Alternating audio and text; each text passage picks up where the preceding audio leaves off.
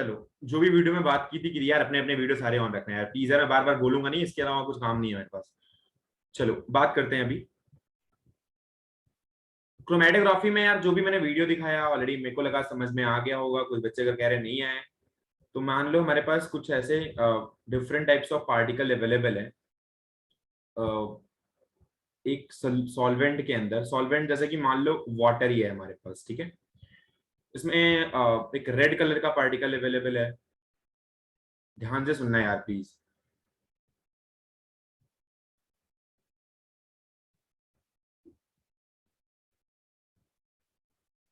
कुछ इसमें black colour के पार्टिकल अवेलेबल है, ठीक है। यार तुम्हें क्वेश्चंस मैंने लगभग दे दिए हैं। मैंने सीट बना दी है 60-70 क्वेश्चन की इस टॉपिक में। तो यार मैं सेंड कर दूंगा और सारे क्वेश्चंस कर लेना। और जिनको कॉम्पिटेटिव एग्जाम की तैयारी करनी है वो ध्यान से समझे इस बात को कि इसके अलावा कुछ चीजें बहुत एक्स्ट्रा नहीं होती हैं। तो इसी समय तैयारी कर ले अपनी जो भी है, ठीक है। अगर एटलीस्ट मैटर का पार्ट तो खत्म हो ही जाएगा। तो मैंने दे दिया है वैसे सीट, लेकिन एक बार ट्राई करना करने का, ठीक है। पता नहीं समझ पा रहे हो कि नहीं, तो ठीक है। ये हमारे पास एक रेड डॉट है इसमें और एक ब्लैक डॉट है, कुछ ब्लू डॉट्स है, ठीक है। अब मान लो ये भैया कलर वलर की बात नहीं है, मैं थोड़ा सा मतलब अलग से रिप्रेजेंट करने के लिए मैंने इसमें डिफरेंट डिफरेंट कलर दिए क्योंकि आपको पार्टिकल समझ में नहीं आते कि कौन से हो सकते हैं, कौन कौन से पार्टिकल है। मान लो ये ब्लू वाला ए है, रेड वाला बी है और ये ब्लैक वाला मान लो सी है, ठीक है। अब इनको सेपरेट करने का एक मेथड हो सकता है एब्जॉर्बेंसी का मेथड। मतलब मेरे पास अगर कोई एब्जॉर्बेंट मटेरियल ऐसा हो जो इसमें इसमें प्रेजेंट हर किसी पार्टिकल को एब्जॉर्ब करने की कैपेबिलिटी रखता हो, लेकिन बस एब्जॉर्बेंसी में थोड़ा सा डिफरेंस हो। लास्ट क्लास में मैंने आपको क्रोमेटोग्राफी में एक शायद वीडियो भी दिखाया था जिसमें आपको इंक में डिफरेंट टाइप के इंक्स में मूवमेंट्स करवा के उसमें कोई इंक उसमें एटलीस्ट इतना तो समझ में आया होगा ना कि ऐसा भी हो सकता है कि कोई इंक जल्दी एब्जॉर्ब हो और कोई इंक देर में एब्जॉर्ब हो, ऐसा तो हो यस सर, सकता है यस सर, ये तो समझ ना। आया था। एटलीस्ट इतना तो यस समझ सर में आ आ ही गया होगा। गया। तो सर तो कोई मान लो, ज्यादा देर तक मतलब वो यस फैली सर। थी। ठीक है। सर तो एब्जॉर्ब हो मान लो अगर यहाँ पर कोई ब्लैक डॉट जो है, अगर ब्लैक डॉट सारे इसमें पहले एब्जॉर्ब हो रहे हैं, मान लो अगर मेरे पास एब्जॉर्बेंट मटेरियल है और शायद एब्जॉर्बेंट मटेरियल आपके पास कई सारे इसमें दिए हुए हैं, एक मैग्नीशियम ऑक्साइड, एल्यूमिना या फिल्टर पेपर, कई सारी चीजें हो सकती हैं। हम मान लो हमने फिल्टर पेपर लगाया और मान लो कोई एब्जॉर्ब करता है ये पार्टिकल जो भी अवेलेबल है अंदर,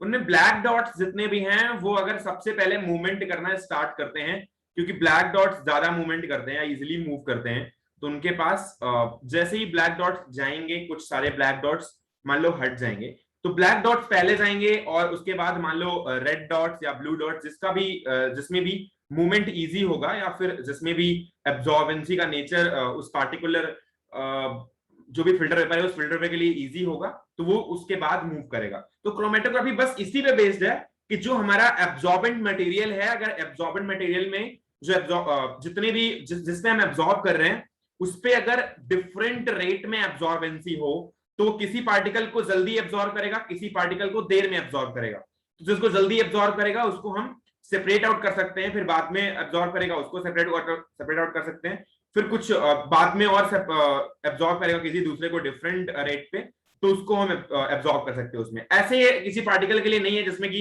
एब्जॉर्बेंसी का रेट सेम हो। तो आपको ये चीजें दिमाग में रखनी है, ऐसा कम से कम मटेरियल जरूर लेना है जो डिफरेंट टाइप के सब्सटेंसेस हो, एक पार्टिकुलर वाटर सॉल्वेंट में या फिर अल्कोहल सॉल्वेंट में या फिर किसी ऐसे सॉल्वेंट में डिसॉल्व हो और उसके बाद उसको हटाना हो उसमें से।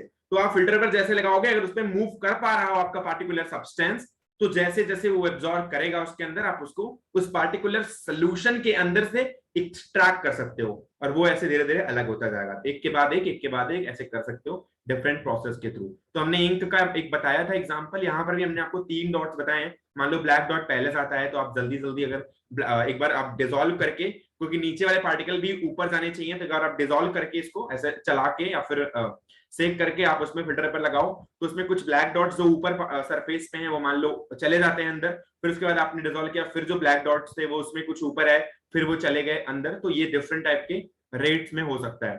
तो ये रेट में भी आपके कई सारी चीजें लिखी हुई हैं कि जो सॉल्युबिलिटी और rate of movement of each absorbent material depends upon, आपके उसमें शायद ये मॉड्यूल में लिखा हुआ है। पहली प्रॉपर्टी है the relative solubility of the constituent of mixture in a given solvent, and the second is relative solubility of the constituent of mixture for the absorbent medium.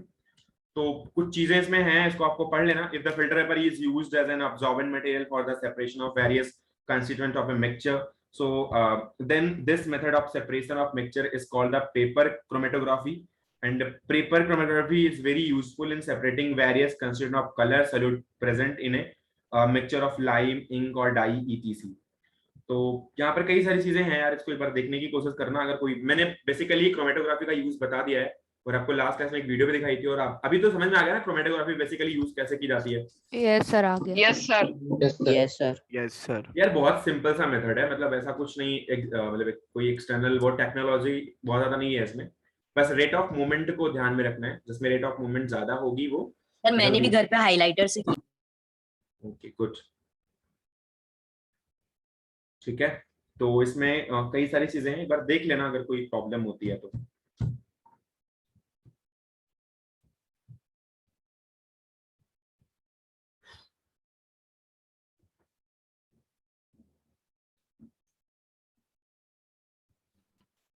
Sir हाँ जी सर मैंने एक add देखा था sir, जिसमें sir गंदे पानी में sir active carbon जैसा कुछ डालते थे, तो सर वो एब्जॉर्ब कर लेता था सारी सर गंदगी।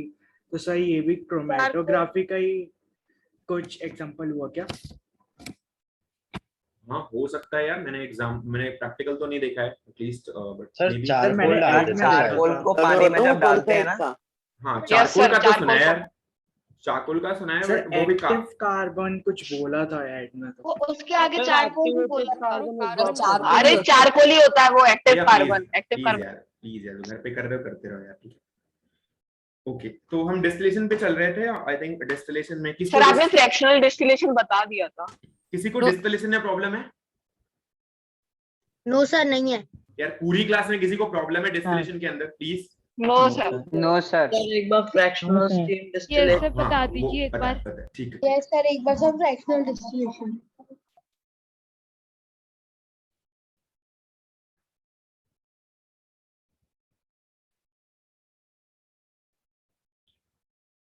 यार तुम्हारे मॉड्यूल में पहले तो जो ग्राफ है मैं वही बना देता हूँ, जो फिगर है यार, मेरा थोड़ा फिगर वाली फिगर वगैरह बना नहीं पता, लेकिन मैं ट्राई करता हूँ, रुको।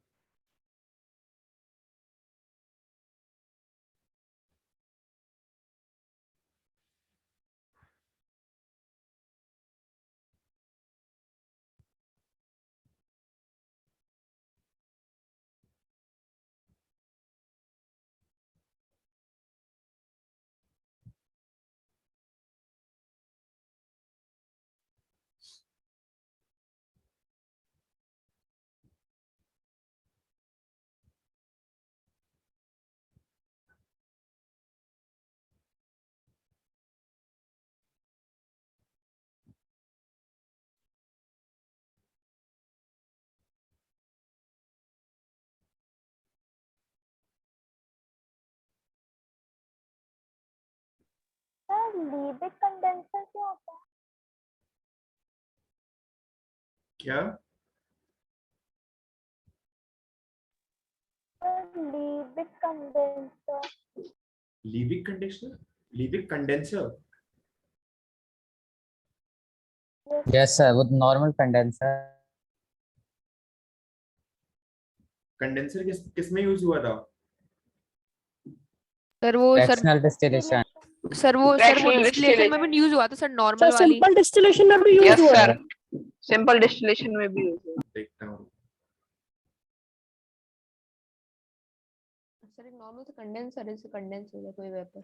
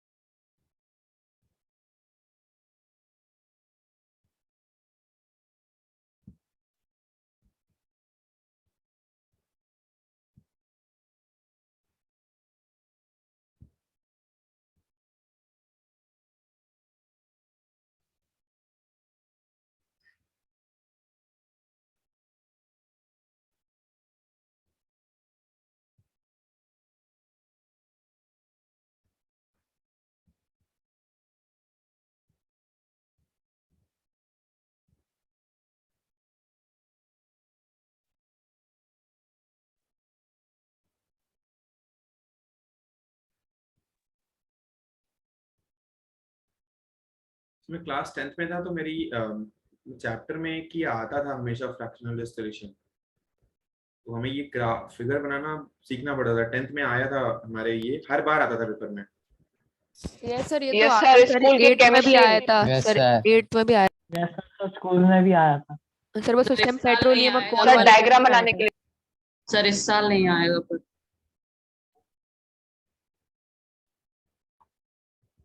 सर हो सकता है ऑप्शन से पूछ लिया जाए which of the following diagram of fractional distillation is correct. Good observation.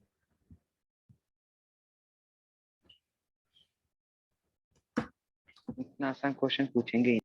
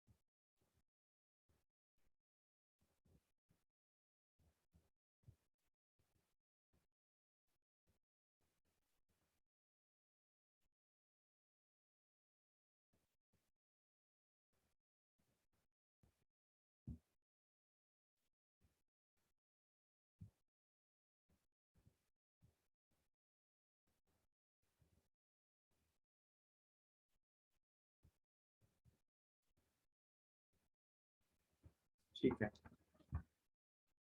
तो इसमें दिया हुआ है फ्रैक्शनल डिस्टिलेशन में जो आपके पास है, इसमें एक तो लिक्विड मिक्सचर है इधर हमारे पास, और इधर फ्रैक्शनल कॉलम्स हैं कुछ सारे, और इधर थर्मोमीटर एक लगा हुआ है ऊपर की तरफ, और इधर है वाटर वाटर इनलेट और वाटर आउटलेट। तो ये वाटर आउटलेट है और ये वाटर इनलेट है। ठीक है सब यार, फिगर है बना लेना यार, ठीक है कोई दिक्कत नहीं है। ये लिक्विड मिक्सचर है और ये रिसीवर है कहीं जा करके, ये भी कुछ अलग ही टाइप का बना हुआ है, और ये कुछ डिस्टिलेट है। हाँ तो क्या पूछ रहे थे आप? लीबिक कंडेंसर। यार लीबिक कंडेंसर जो होता है इसमें क्या है कि यही कंडेंसर है, इसको लीबिक कंडेंसर बोलते हैं। कंडेंसर का मतलब ठंडा पानी रहता एक तरीके से एक तरीके से ये मतलब समझ सकते हो कि लेबोरेटरी इक्विपमेंट है जो एक ग्लास रॉड होती है, और इसमें कहीं जाके वाटर जैकेट हो सकती है एक तरीके से ऊपर और नीचे की तरफ, मतलब ऊपर भी इसके इस रॉड के वाटर और नीचे भी वाटर फिल्ड हो, तो एक तरीके से इसको कूल कर रहा हो, तो इसको एक लीबिक कंडेंसर का नाम दिया गया है। ठीक है, तो यहाँ पर क्या करते हैं, एक वाटर इनलेट करते हैं, मतलब वाटर इनसाइड जाता है और वाटर कहीं इसमें अलग से कंडेंसर में, क्योंकि यहाँ पर ये क्रॉस सेक्शनल होता है तो क्रॉस सेक्शनल की वजह से वाटर मूव कर सकता है पूरे में, और उसके बीच से गई होती है वो पाइप। और यहाँ पर ये मैं सोचना कि इसके क्रॉस करके जाएगा कैसे, क्योंकि ये क्रॉस सेक्शनल होता है, गोला होता है, पाइप उसके बीच से जा रही होती है, तो यहाँ से वाटर आउटलेट करवा सकते हैं यहाँ से बाहर की तरफ। तो स्पेसिफिकली अगर कहा जाए तो लीविक कंडेंसर एक ऐसा कंडेंसर है जो एक वाटर जैकेट की तरह से बिहेव करता है किसी भी ग्लॉस रॉड पे, और ये यूज किया जा सकता है अपनी लेबोरेटरी में, और लेबोरेटरी में यूज होता है। कोई बहुत स्पेसिफिक टर्म नहीं है, मतलब आप ऐसे भी समझ सकते थे बिना लीविक कंडेंसर के भी, बट फिर भी ठीक है। तो यहाँ पे होता क्या है, मान लो कई सारे लिक्विड है इसमें, लिक्विड 1 है, लिक्विड 2 है, लिक्विड 3 है, मान लो कई सारे लिक्विड्स है इसमें।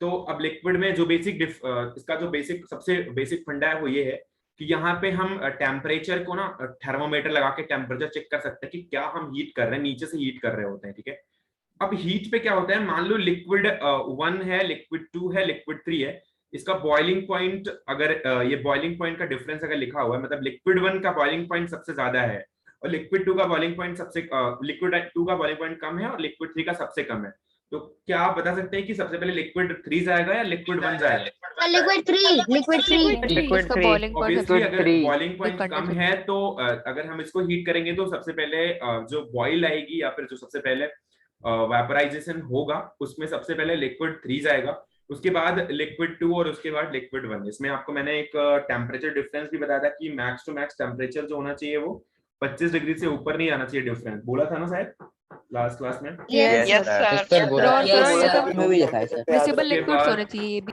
हाँ, उसके बाद क्या कहते हैं, क्या मिसिबल लिक्विड?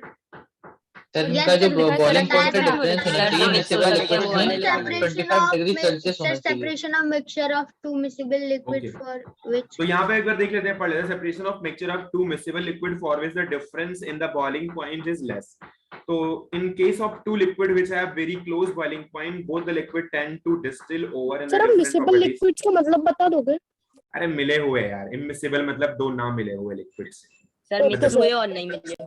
हाँ, it means lesser the boiling point of liquid, more is the vaporization of the distilled water। वही चीज है। The above problem can be avoided by using a fractional column. It gives a effect of repelled distillation by offering resistance to the vapor passes of vapor.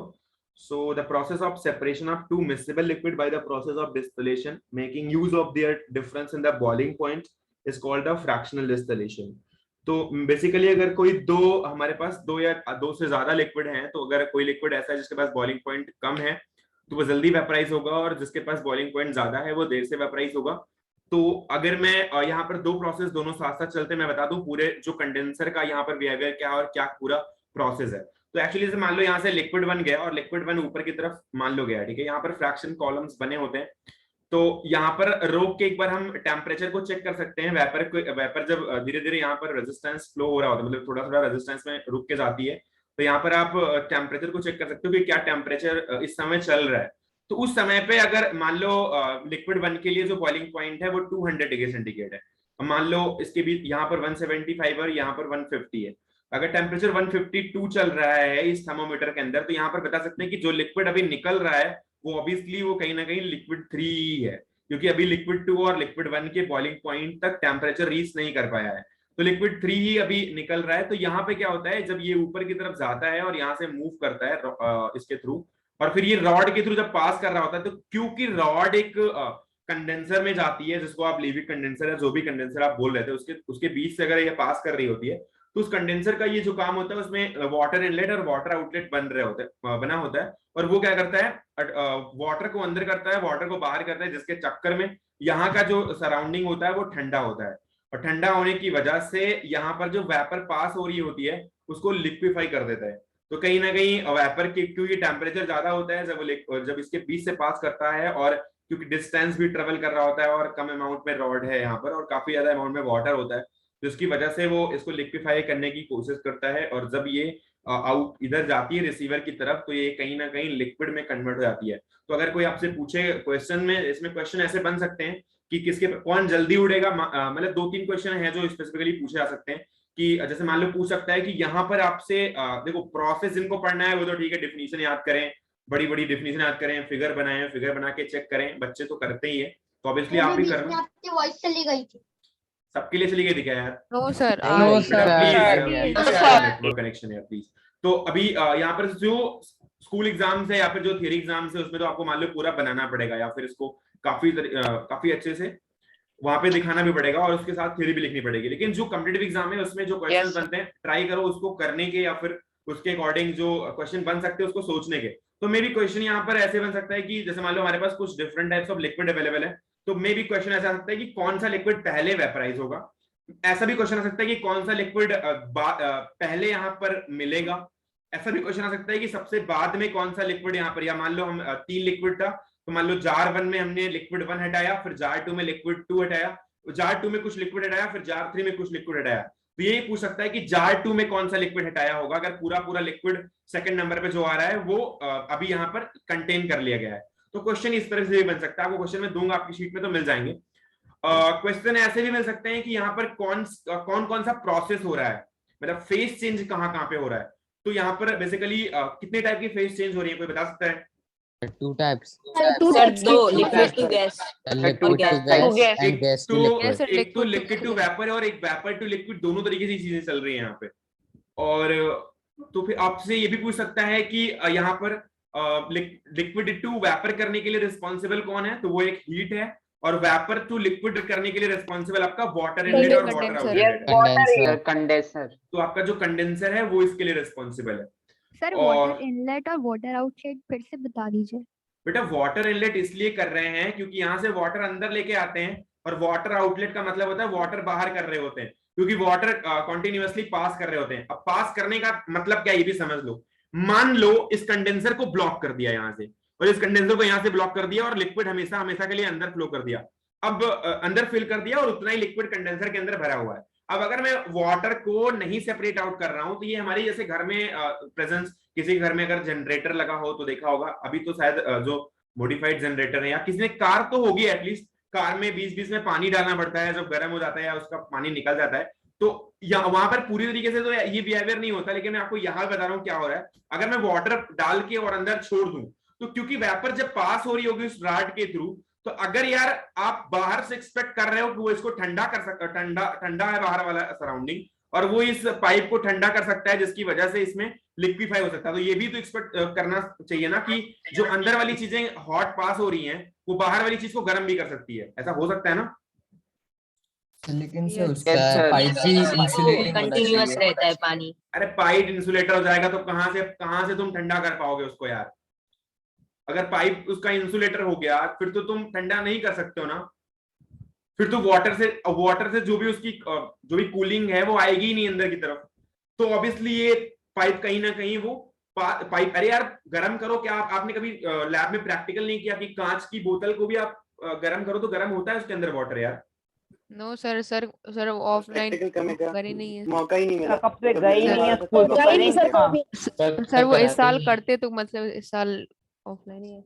जो funnel या keep वगैरह होती है ना, उस पे मतलब छोटी सी फनल होती है, उसको ऐसे स्टिक पे पकड़ के या फिर उसको होल्डर पे पकड़ के उसको हीट के सामने लेके जाते हैं, उसको गर्म करते हैं। जो केमिस्ट्री लैब्स होती है ना, केमिस्ट्री लैब में स्टील का बर्तन या लोहे का बर्तन यूज नहीं किया जाता, हमेशा कांच ही यूज किया जाता है। तो वहां पर गर्म करने के लिए भी ना यही सब चीजें यूज होती है। हाँ, इतनी ज्यादा हीट नहीं मिल रही होती, इसकी वजह से आपका फटता या फूटता नहीं है वो, लेकिन कई बार ऐसा होता है कि जार फट जाता है, फूट जाता है। इसीलिए केमिकल लैब्स में ये चश्मा वगैरह लगा के और पूरा एकदम से पूरा प्रोटेक्टिव होके जाया जाता है। यस सर, लैब सर और वो पतला ग्लास इसलिए लेते हैं जिससे वो पूरा कोरोना वायरस बन के जाया जाता है उधर, कि कोई दिक्कत ना हो हमें एटलीस्ट, क्योंकि वो प्रॉब्लम कर सकता है। केमिस्ट्री लैब में प्रॉब्लम होती रहती है, तो वो चीजें इसीलिए फटती हैं, या फिर उसमें मतलब एक्सपेंशन वगैरह होते हैं। तो कांच में भी वो फ्लो होता है, ऐसा नहीं है। वो मतलब इंसुलेटर जरूर होता है, लेकिन इतना मतलब ऐसा नहीं। लेकिन उसका बॉइलिंग पॉइंट ज्यादा होता है।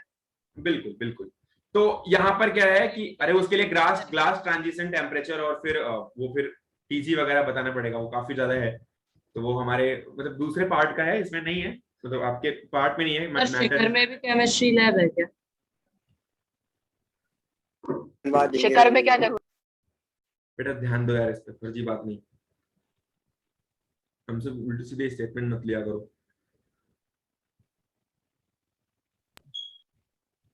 ठीक है, तो भैया क्वेश्चंस मतलब मैंने लगता है इसमें बता ही दिए हैं। थोड़ा 2-4 क्वेश्चन अभी मैं दे देता हूँ, तो मतलब हो सकता है आ जाएगा यार। क्वेश्चन तो मैंने लास्ट क्लास में भी शायद करवाए हुए थे। ये सर वो क्वेश्चन करवा लिए थे मोलैरिटी। यस सर, करवाया था आपने। 10%।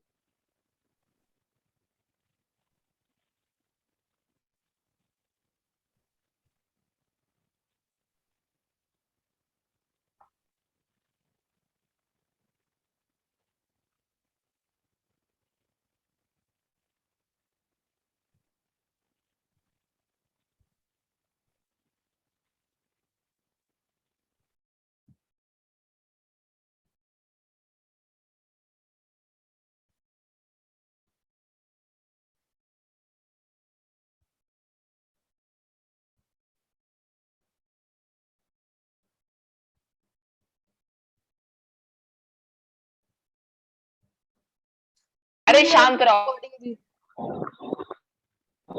सर लाइट गई, इलेक्ट्रिसिटी गई सर। सर नाराज हो गए। Sorry sir. सर काय बात के लिए नाराज होंगे? अरे लाइट यार, चली गई, चलाओ पीछे मेरे देखो को सर का आवाज कैमरा। आ रही वाली है बात है। मेरे को अपनी आवाज आ रही है अभी भी। यस सर आप कंटिन्यू कीजिए। रुक जाओ यार, रुक जाओ, लाइट जलने दो प्लीज। फर्जी बातें मत करो।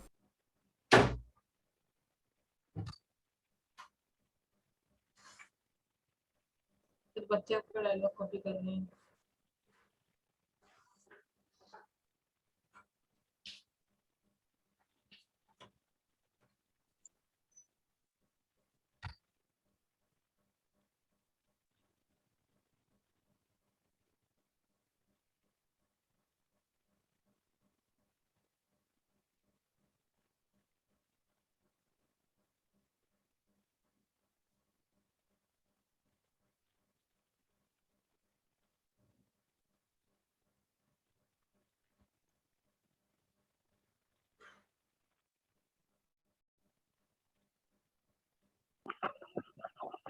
Yes sir.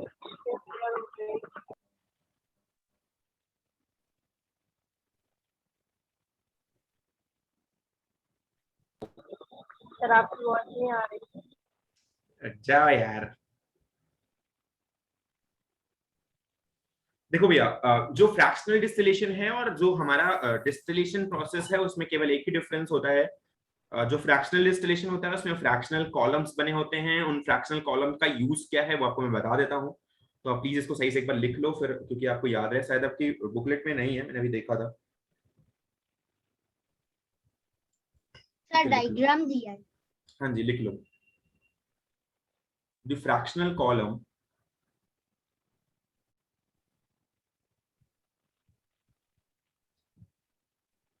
is an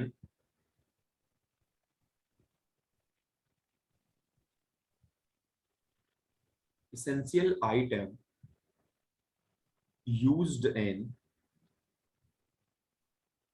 distillation of liquid mixtures.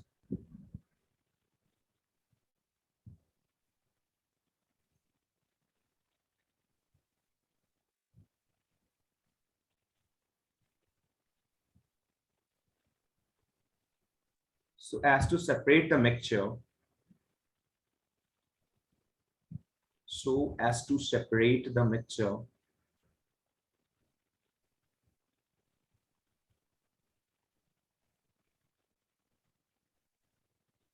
into its component parts,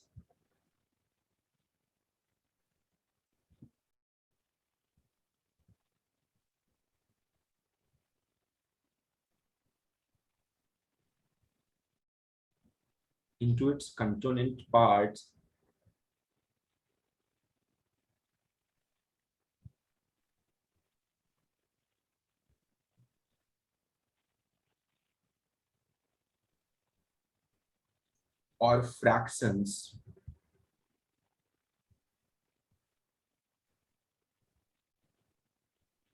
based on the difference in volatilities.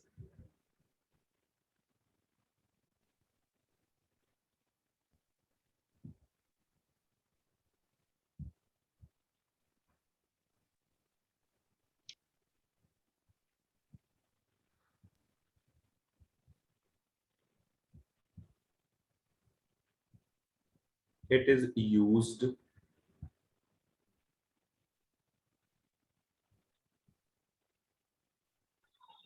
small scale laboratories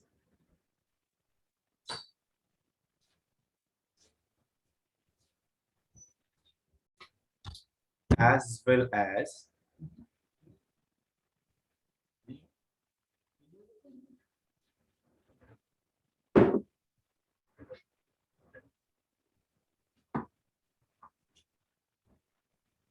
fractional column is an essential item used in the distillation of liquid mixture so as to separate the mixture into its component parts or fractions based on the difference in the volatilities.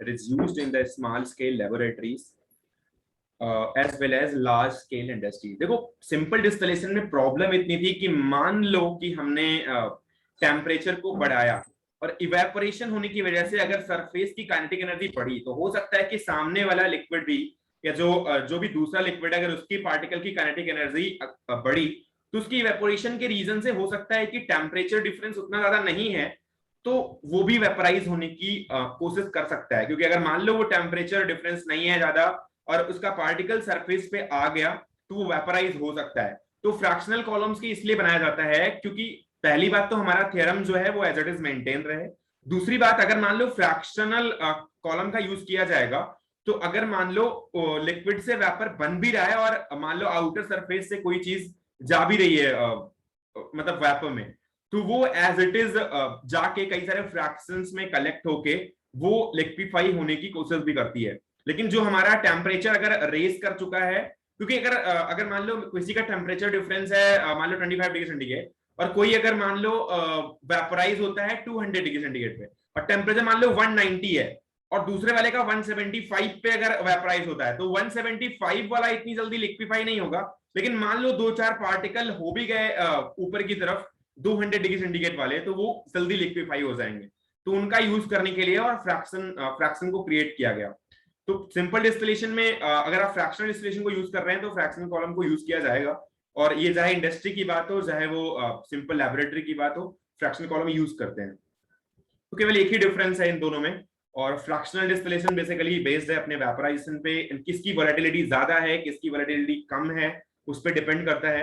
Volatility ज्यादा तब होगी जब उसका boiling point कम होगा, और boiling point पे effect डालने के लिए कई सारी चीजें हैं, आगे चल के पता चलेगा वेपर प्रेशर। और एक बार मैंने एटमॉस्फेरिक प्रेशर के बारे में आपसे डिस्कस किया था, एटमॉस्फेरिक प्रेशर और वेपर प्रेशर के बीच में डिफरेंस होता है। Yes sir. कि जब वेपर प्रेशर एटमॉस्फेरिक प्रेशर से ज्यादा हो जाता है तो ऐसी कंडीशन में वेपराइजेशन होता है, और काफी ब्रीफली मैंने डिस्कस किया था उसको। कोई बताएगा अभी? Sir yes sir. सर मैं हाँ जी बताइए।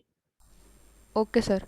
सर जब जैसे मतलब कोई कंटेनर है तो मतलब एक जो कंटेनर होता है उसमें से ऊपर से हमेशा एक मतलब एटमॉस्फेरिक प्रेशर पड़ता है, और तब अपन उसको हीट देते हैं तो फिर वो नीचे से भी उसमें से मतलब एक वेपर प्रेशर पड़ता है, ठीक है। तो जैसे मतलब अगर नॉर्मल कंडीशन अपन सी लेवल पे हैं तो सी लेवल पे उसको जितना उसका बॉइलिंग पॉइंट है उतने में ही तब तक उसको उतने टेम्परेचर तक नहीं ले जाएंगे, तब तक वो अपना हीट होगा और फिर मतलब वो बॉइलिंग पॉइंट पे पहुंच जाएगा। फिर उसके बाद जो वेपर प्रेशर है वो अपना ज़्यादा होने लगेगा उससे एटमॉस्फेरिक प्रेशर पे, और एक टाइम पे वो पूरी तरह वेपर प्रेशर ज़्यादा हो जाएगा, इसलिए पार्टिकल्स अपने मतलब यार जमीन पे रह के ही बात करो, मतलब जमीन पे रह के ही बात करो, सी लेवल पे ही बात करते हैं, ऊपर नहीं जाते हैं। सी लेवल पे ही बताओ कि वेपर प्रेशर और एटमॉस्फेरिक प्रेशर में क्या डिफरेंस है।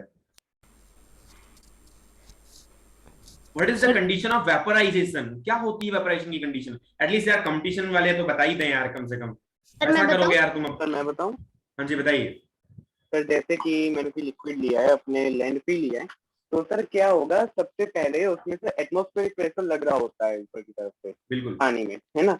तो सर मेरे पास सबसे पहले ये कंडीशन आनी चाहिए, अगर मुझे उसे वेपराइज करना है तो सबसे पहले जो उसके अंदर का जो वेपर प्रेशर मुझे बहुत इंक्रीज करना होगा, जिससे कि वो एटमॉस्फेरिक प्रेशर को ओवरकम कर ले। जब वो एटमॉस्फेरिक प्रेशर को ओवरकम कर लेगा फिर वो वेपराइजेशन स्टार्ट करेगा, जिसकी वजह से फिर वो अपना वेपर के रूप में चेंज होगा। Sabesula, can you tell?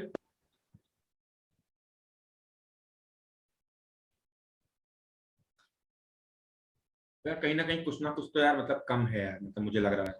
कोई और बताएगा? Gauri Gupta, can you tell? अच्छा जब हम उस दिन बता रहे थे तो तुम एंजॉय कर रहे थे ना? सर वो फिजिक्स में बता रहे थे सर, फिजिक्स में बताया था सर ने फिजिक्स में बताया था, यही बताया था सर। अरे तब तो तुम्हें और शर्म करनी चाहिए यार कि तुम्हें दो टीचर ने बता दिया उसके बाद भी तुम्हें समझ ना आया। सर ने उन्होंने यही कहा था। सर ने भी यही कहा था, प्रेशर पढ़ा रहे थे सर। प्रेशर और फ्लूइड। नॉवेल Avaniya, can you tell anything? Arnav? यार आधे से ज्यादा तो कुछ बोलते ही नहीं यार। निशांत? सर वेपराइजेशन से प्रोसेस है sir direct solid to gas में कन्वर्ट करने के लिए। सर उसके लिए सर उसके लिए सर कंडीशन सर सर उसे इनफ हीट मिलनी चाहिए सर, मतलब सर वो एयर को एक्सपोज मतलब के साथ रहना चाहिए सर। कंडीशंस में तो सर यही दो होंगी। नहीं बेटा, एटमॉस्फेरिक प्रेशर और वेपर प्रेशर में क्या डिफरेंस है और कैसे हमारा वेपराइजेशन होता है? सर जो मतलब हीट की वजह से सर अपन हीट देते हैं तो उसकी वजह से जो प्रेशर बनता है वो वेपर प्रेशर होता है, और जो अपने एटमॉस्फेयर प्रेजेंट होता है वो अपना एटमॉस्फेयर प्रेशर होता है। देखो भैया, ये हमारा लेवल है ग्लास का, ठीक है। जो आपने बताया काफी लोगों ने सही बताया, काफी हद तक अच्छा लगा। उसके बाद अभी जो हमारा एटमॉस्फेरिक प्रेशर होता है वो क्या होता है, ऊपर से एटमॉस्फेरिक प्रेशर लग रहा होता है, ऑलरेडी ये लग रहा है हमारा, ठीक है। जब हम हीट करना स्टार्ट करते हैं नीचे से, तो क्योंकि पार्टिकल की काइनेटिक एनर्जी बढ़ रही होती है तो ये सरफेस की तरफ आना स्टार्ट कर देते हैं। अब सरफेस बता यार, जब मैंने इतना ब्रीफली बताया तो एक्सपेक्ट भी करता हूँ यार कि कम से कम बच्चे ऐसे बताएंगे यार, एटलीस्ट 2-3 तो बताएंगे, मतलब यार ऐसे बोलते हो यार तुम लोग, वेपर प्रेशर एटमॉस्फेयर से बोल के खत्म कर दिया। अब इसकी काइनेटिक एनर्जी बढ़ रही होती है, काइनेटिक एनर्जी बढ़ने की वजह से पार्टिकल सरफेस पे आ रहे होते हैं, और कहीं ना कहीं ऊपर की तरफ दबाव बढ़ रहा होता है कि भैया हम ऊपर जाना चाहते हैं, यानी कि हम उड़ना चाहते हैं। तो अब पार्टिकल के पास प्रॉपर काइनेटिक एनर्जी होना यही एक फैक्टर है जो इसको वेपराइज करवा सकता है। जब तक इसके पास प्रॉपर काइनेटिक एनर्जी नहीं होगी तब तक ये अपने सरफेस को छोड़ के नहीं जाएगा। पहली कंडीशन तो यही है। और टेम्परेचर बढ़ाने का भी यही रीजन है कि हम काइनेटिक एनर्जी को बढ़ा पाए, पार्टिकल में ज्यादा टक्कर करवा पाए, उसके बाद उनको हम ज्यादा एनर्जाइज कर पाए ताकि वो सरफेस छोड़ने के लिए मजबूर हो। बात तो सही है ना, कोई दिक्कत तो नहीं है इसमें? No sir. आई थिंक सबको समझ में इतना तो आया ही होगा यार कि मतलब काइनेटिक एनर्जी बढ़ाने का रीजन क्या है।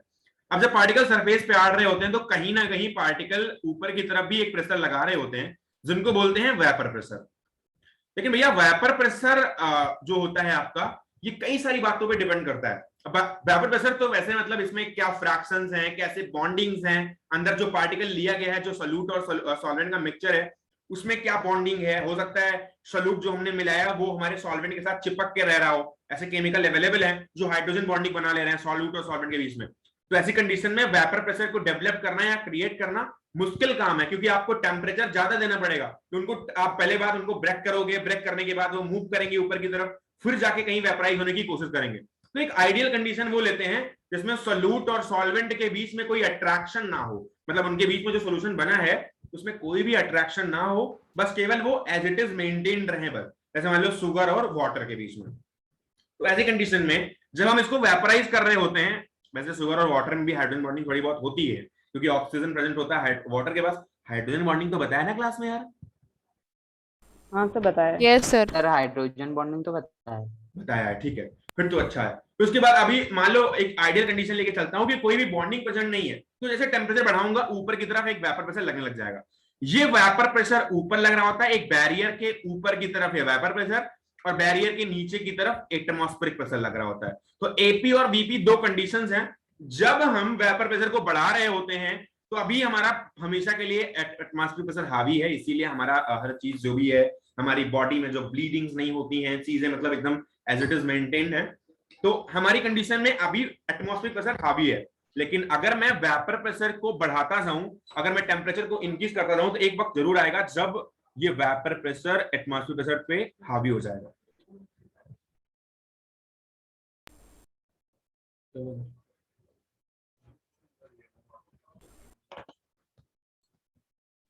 क्या ऊपर ही जानी है वो घर पे रह गया।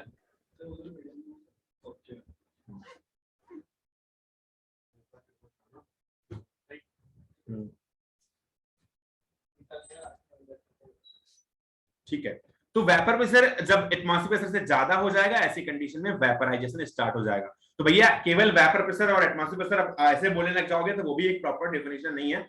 एटलीस्ट तुम्हें क्वेश्चन पूछेगा तो वो अंदर से पूछेगा। और बेटा जो तैयारी वैयारी करे उनके लिए बार बता रहा हूँ कि वो ऐसे इतना ईजी मत लेना चीजों को।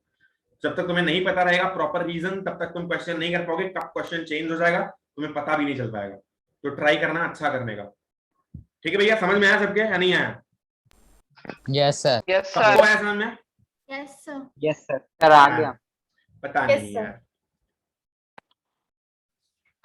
चलो, तो ये हमारा हो गया फ्रैक्शनल डिस्टिलेशन।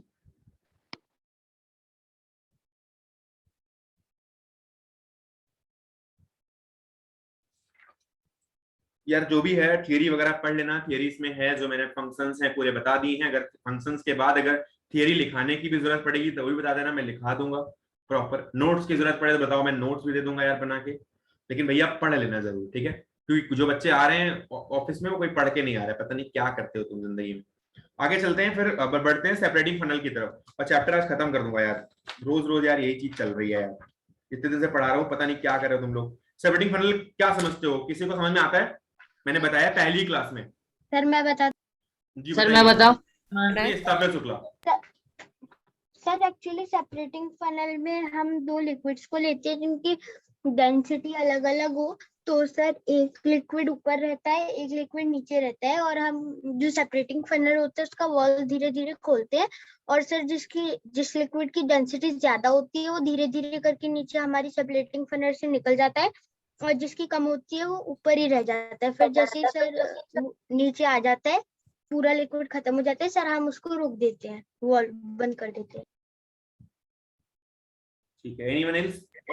सर सारांश जो इनमिसिबल अलग डेंसिटी वाली और लिक्विड सर उसका मैं यूज बता दूं, वो यूज इसलिए होता है अगर हम किसी भी दो अलग डेंसिटी वाले मिक्सचर के लिक्विड्स के मिक्सचर को, दो अलग अलग डेंसिटी वाले उनको सेपरेट करना हो, उस समय वो यूज होता है।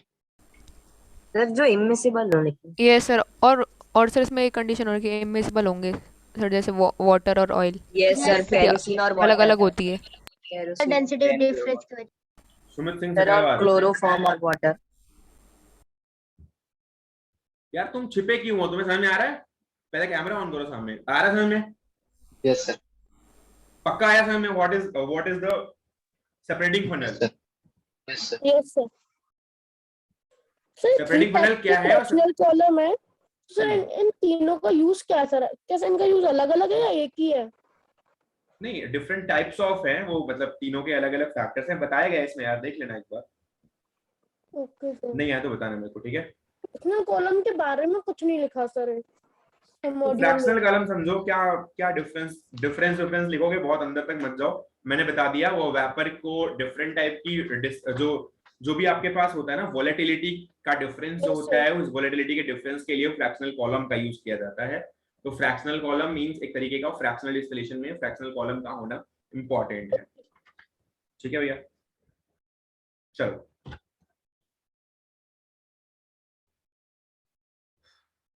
बात करते हैं सेपरेटिंग फनल पे।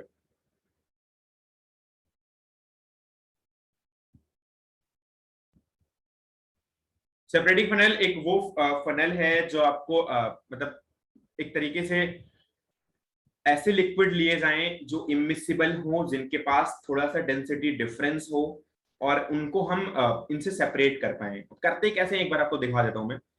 एक स्टैंड है यार, थियरी लिखाने की जरूरत तो नहीं है ना? No sir. कोई जरूरत नहीं है। नो सर इसमें जरूरत।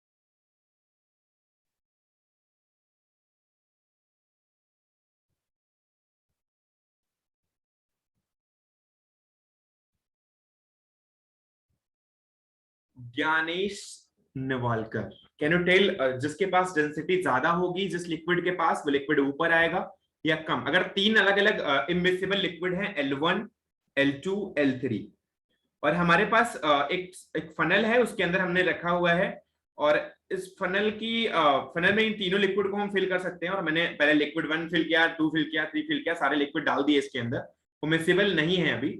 तो मैं पूछना चाहता हूं कि वो एक किसी लिक्विड की डेंसिटी D1 है, और किसी लिक्विड की डेंसिटी D2 है, और किसी लिक्विड की डेंसिटी D3 है। तो क्या कोई बताएगा कि D3 ज्यादा है या D2 ज्यादा है या D1 ज्यादा है?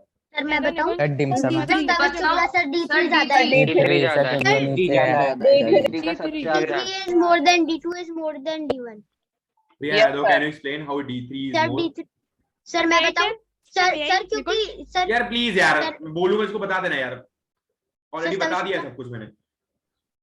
D3 की वैल्यू क्यों ज्यादा है यार, कोई बताएगा? स्तविर शुक्ला बताओ। सर D3 की वैल्यू इसलिए ज्यादा है क्योंकि कोई भी लिक्विड की डेंसिटी ज्यादा होती है तो वो नीचे आके नीचे सेटल हो जाता है, और अगर किसी भी चीज की डेंसिटी कम होती है तो वो ऊपर चला जाता है उस चीज के ऊपर। और सर हमें पता है कि लिक्विड 3 जो है वो सबसे नीचे है, इसका मतलब कि उसकी डेंसिटी इन तीनों के कंपैरिजन में सबसे ज्यादा है, इसलिए सर D3 ज्यादा होगी। और D1 की वैल्यू? सर D1 क्योंकि वो लिक्विड सबसे ऊपर है इसलिए D1 सबसे कम होगी। Yes sir. Sir D3 is more than D2 is more than D1। ठीक है, तो यहाँ पर जो हमारे पास फिगर है, अगर मुझे किसी ने अगर ये फिगर दे दिया मान लो एग्जाम में और मुझसे पूछ लिया which of the following will be having the highest density, तो क्या मैं बता नहीं दूंगा आंसर? यस सर बता देंगे अगर कोई पूछ ले कि which of the following will be having the least density, तब भी बता लोगे? सर बता देंगे। अगर कोई तुमसे पूछ ले कि 3 liquids are there, L1, L2 and L3 are there, and each of the following having volume V, which of the following will be having the greater mass? Can you tell? Sir L3 Obviously. वो नीचे sir L3 बेटा ऐसे application sir वो directly proportional हो जाएगा तो density. Mass is directly proportional to density, तो आप बता लोगे ना? यस सर ये तो easy है। Sir Okay. Which of the following will be having the higher volatility? Can anyone explain? थोड़ा बढ़ता जाएगा, थोड़ा बढ़िया वैसा नहीं हो जाएगा। Which of the following will be having the higher volatility? Sir L3 खत्म हो गए। सर L1 सर मेरे हिसाब से L1 होगा सर क्योंकि डेंसिटी का मतलब सर उसमें ज्यादा पार्टिकल्स होंगे एक पार्टिकुलर वॉल्यूम के अंदर, तो सर उसको वोलेटाइल मतलब एवापोरेट होने में ज्यादा टाइम लगेगा। 3 यस सर उसको एवापोरेट होने में कम टाइम लगेगा इसलिए L1 होगा। तो अगर क्वेश्चन आ जाए कि which of the following will be having higher volatility, 3 liquid दिए गए हैं, एक लिक्विड नीचे है फिर ऊपर है फिर ऊपर है। देखो अगर कोई साधारण सा बच्चा है, पहली बात तो यही समझेगा कि भैया ऊपर वाला जो है वो भी अगर करेगा तब भी इस क्वेश्चन कर देगा, क्योंकि ऊपर वाला भैया जल्दी वोलेटाइल होगा, सबसे पहले ऊपर वाला भागेगा ऊपर की तरफ, तो ऑब्वियसली बोलेगा कि हाँ ऊपर वाला है। लेकिन आपको ये चीजें नहीं सोचनी है, आपको जो साइंटिफिक रीजन है उस पर जाना है, क्योंकि अगर डेंसिटी L3 की ज्यादा है इसका मतलब कि मास कहीं ना कहीं, और तीनों का वॉल्यूम ऑलरेडी गिवन है V है, तो कहीं ना कहीं L3 का मास ज्यादा होगा, और मास ज्यादा है वॉल्यूम मास ज्यादा है और डेंसिटी ज्यादा है, और डेंसिटी अगर ज्यादा है तो इसका मतलब इसके पार्टिकल एवापोराइज होने में थोड़ी सी प्रॉब्लम करेंगे रादर देन कि L2 या L1।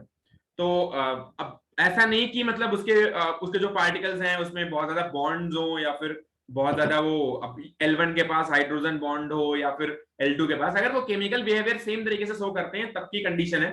तो आपको अगर आइडियल कंडीशन दी नहीं जाएगी क्वेश्चन में, तो आपको ट्रीट करना है कि उनके पास जो भी आइडियल कंडीशन है सबके पास सिमिलर है, तो आप बता सकते हो कि किसके पास वोलेटिलिटी ज्यादा होगी। ठीक है, तो वोलेटिलिटी बता लोगे ना, कंफर्म है? Yes sir. यस सर ठीक है, अगर मान लो क्वेश्चन आ जाए कि अगर तीनों के V लीटर अगर वेपोराइज होते हैं, या चलो बताते हैं, मान लो L1, L2, L3 हैं और टेम्परेचर मान लो किसी एक स्पेसिफिक टेम्परेचर पे तीनों वेपोराइज हो सकते हैं, ठीक है, तो सबसे कम मोल किसके होंगे, कोई बता सकता है? L1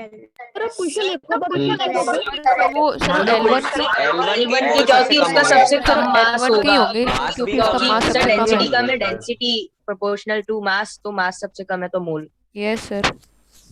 शर्म करो यार, गैस है यार, वॉल्यूम को डायरेक्ट बोल सकते हो यार, 22.4 से डिवाइड करोगे तीनों के वॉल्यूम सेम है। अगर मान लो तीनों वेपोराइज हो चुके हैं और वॉल्यूम अगर सेम है तो एटलीस्ट मोल तो सेम होंगे ना। Yes sir. अगर इसको गैसियस में ट्रीट करना है। अरे जब वेपोराइज हो गया तो गैस हुआ या नहीं हुआ? अच्छा sir. Yes sir sir. Gas बनने की क्या वेपोराइज होने के बाद देखना। मान लो पूछा कि वेपराइज हो गया तीनों, अगर कोई ऐसी कंडीशन है जिसमें तीनों के जो बॉइलिंग पॉइंट है उनको क्रॉस करके बात कर रहे हैं, तो क्रॉस करने के बाद तीनों ही वेपराइज हो चुके हैं, और जो नंबर ऑफ मोल्स होंगे, क्योंकि वॉल्यूम इनके सिमिलर है, डेंसिटी फिर नहीं आएगी भैया बीच में अगर वॉल्यूम सिमिलर है तो, ठीक है। मोल्स में कभी भी गैसेस के लिए निकालने के लिए आपको फिर डेंसिटी को ट्रीट नहीं करना है, अगर आपको वॉल्यूम एज इट इज दे दिया गया है तो, ठीक है। अब कंडीशंस ये भी देगा उसमें आपको कि एसटीपी है या फिर एसटीपी या फिर एनटीपी, वहां पे दिया हुआ होगा, आपको टेंशन नहीं लेना है, आपको क्वेश्चन में वो दिया हुआ होगा, क्वेश्चन ऐसा बनता है तो, ठीक है।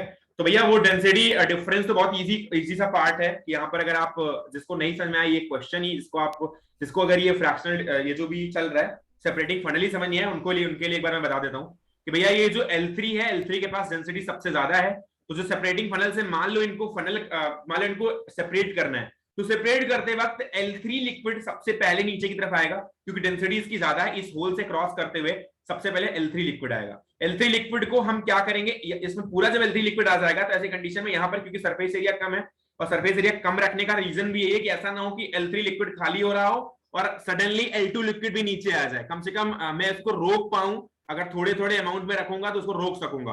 अगर मान लो मैं एरिया को ज्यादा कर दूंगा क्रॉस सेक्शनल, तो मे भी ऐसा हो सकता है कि L3 लिक्विड जैसे ही सेपरेट होगा वैसे तुरंत यहाँ पर L2 लिक्विड भी मान लो अटैक कर जाए और वो जल्दी सेपरेट होने की कोशिश करे और वो डेंसिटी ज्यादा होने की वजह से नीचे गिर जाए, तो वहां पर इंप्योरिटी के चांसेस ज्यादा हो जाएंगे।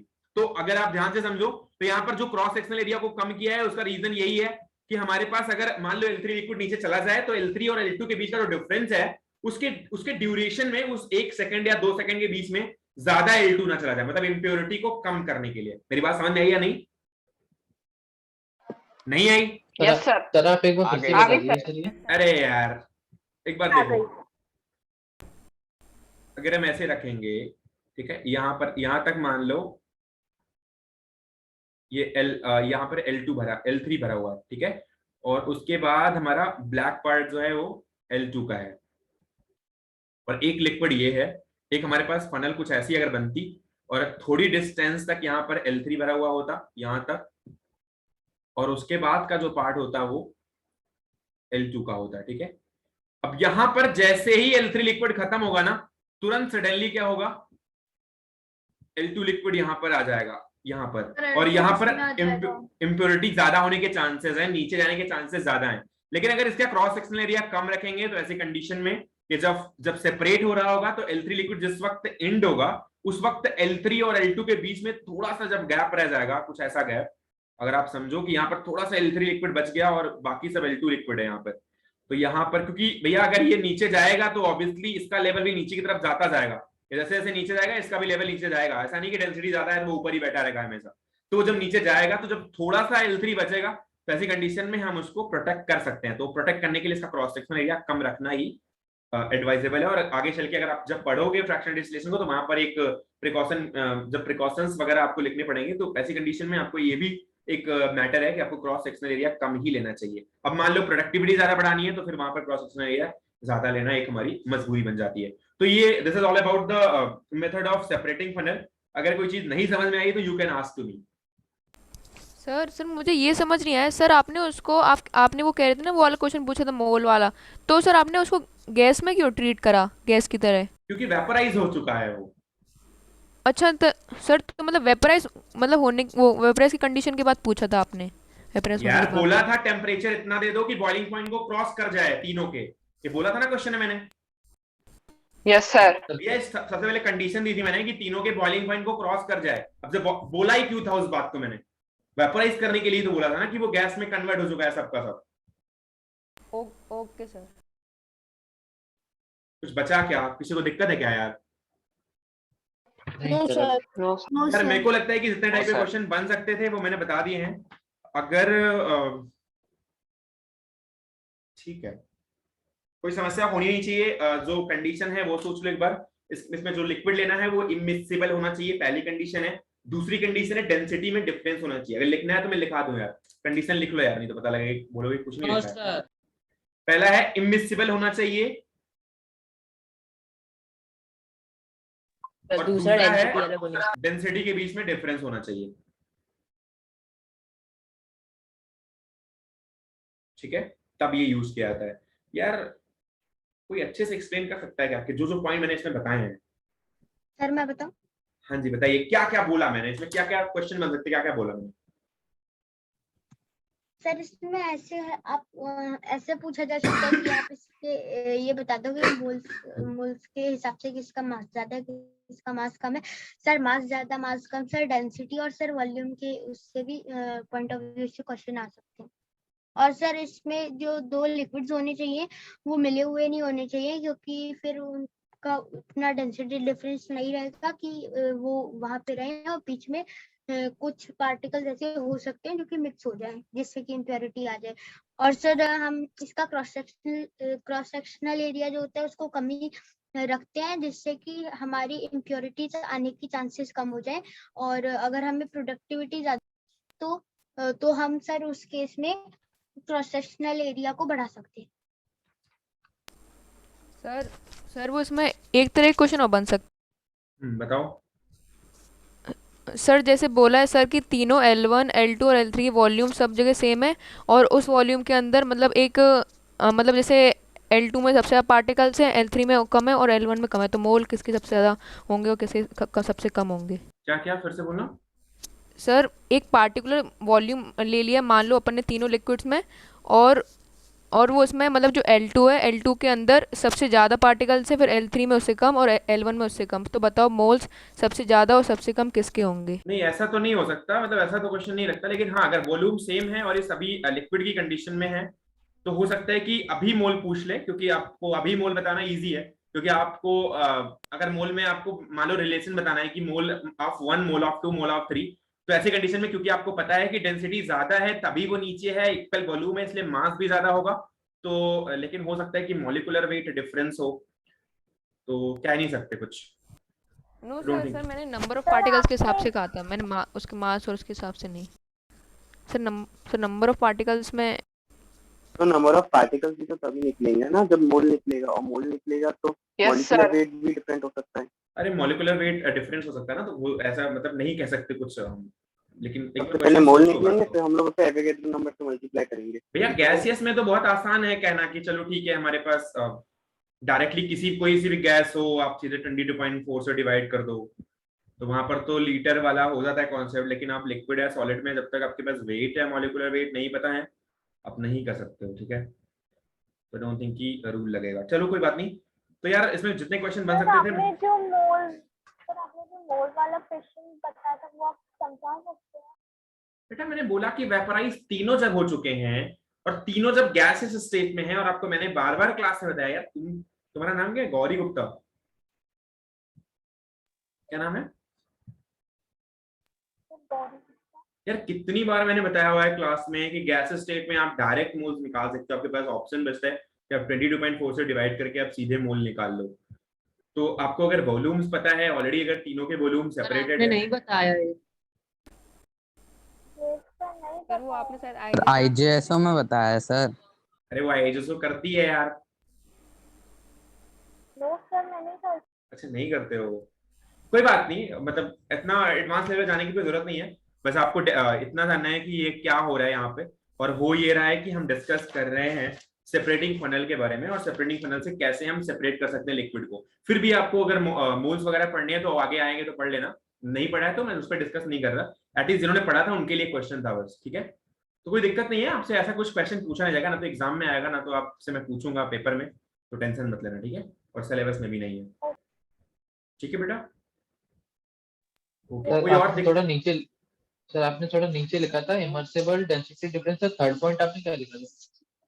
अच्छा ठीक है यार, मैं कंफ्यूज हो गया था, मैं देख नहीं पाया। ठीक है चलो ठीक है, ऑल द बेस्ट यार। एक बार यार प्लीज यार गैस वैस पढ़ के आना यार, तुम लोग थियरी में जब दे दिया यार, 2 पन्ने की थियरी बची हुई, एटॉमिक स्ट्रक्चर स्टार्ट करना करवा दो यार इसी वीक स्टार्ट यार, हेल्प करोगे तो मैं कल ही स्टार्ट कर दूंगा यार जब नेक्स्ट क्लास होगी, तो यार नहीं करोगे तो सर फिजिकल केमिकल चेंज है नेक्स्ट टॉपिक सर, हो जाएगा। आपने पहले बता दिया है। बता तो सब दिया यार मैंने, सेपरेटिंग फनल वगैरह सब पहली क्लास में बता दिया था, लेकिन बता तो रहा हूँ ना बताऊं तो तुरंत अभी हंगामा हो जाएगा, तो भैया यार प्लीज यार एक बार करके आना यार, ठीक है यार? प्लीज यार करके आना, फिर एटॉमिक स्ट्रक्चर स्टार्ट करते हैं यार। Okay sir. Okay okay sir, sir. Bye sir. Thank you sir.